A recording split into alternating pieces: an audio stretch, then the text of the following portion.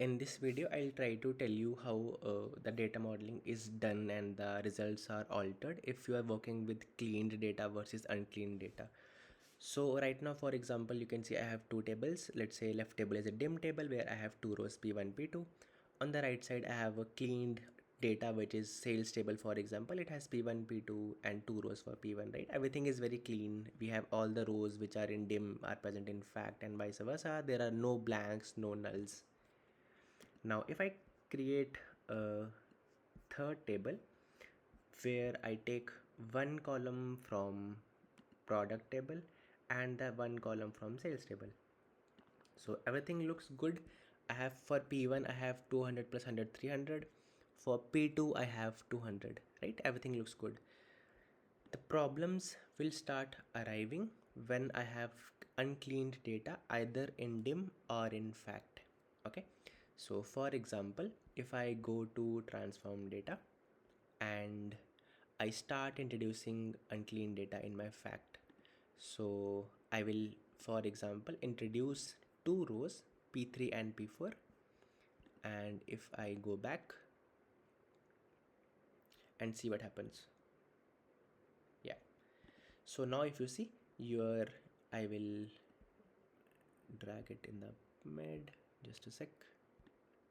Yeah, so now my dim has P1 P2, but my fact has P1 and P2, but it also has P3 and P4. Means some keys are present in my fact table which are not present in my dim table. How does Power BI reacts to this situation where the data in fact is uncleaned?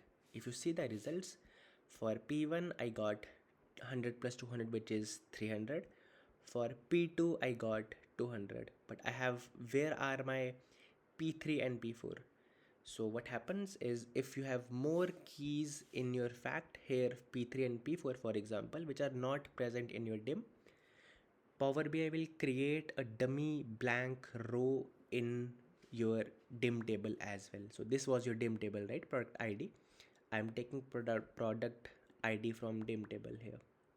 So Power BI by default adds one single blank row, and all the values of the keys which were not present in your dim table, they will be aggregated and placed in this blank row. So here for example P3 P4 were not there in my dim table. The sum of P3 and P4 is 300 and 400, which is 700. So that's why you see 700 is present here. I'll explain some more nuances here. For example, if I go here and if I go to my sales table, if I add another row which is blank, okay, now see what happens. So this is your sales fact table. It has, if I scroll it a bit, one additional row which is blank, right? Same, everything remains same. Now see what happens to the resultant table. In my final table, I still have P1 P2 because I'm taking products from my dim table, but I told you whenever you will have some row or key extra in your fact, for example P3 and P4, which were not present in your dim, Power BI will add just one single blank value, and all those values will be aggregated into this blank. So earlier it has 400 plus 300 which was 700, but now your fact also has a blank. This blank will also be added to this blank only. Okay, so the blank value should be 400 plus 300 plus 500, which is 1200. So rule of thumb is whenever you have any key which is in your fact which is extra and not present in your dim, that will create a blank row in your dim also, and all the values will be present here. I can keep adding complexities here. For example, if I, so right now I was making my sales table as uncleaned. If I start making my product table as uncleaned also, what do I mean by that? So let's say my product table is also having one blank, right? So if I click close and apply, this will, this is how it will look like. Okay, I have one blank value present in your dim also, and we have in your fact you have two keys which are present in fact not in dim, P3 and P4. So the sum of P3 and P4 is 4 plus 3, which is 700, which is present here. One blank value is coming from here, which is 500, right?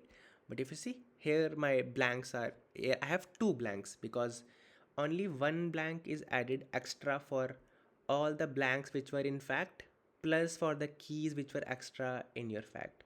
All the other values which were already present in your main dim table will remain as it is. That's why we have an extra blank here.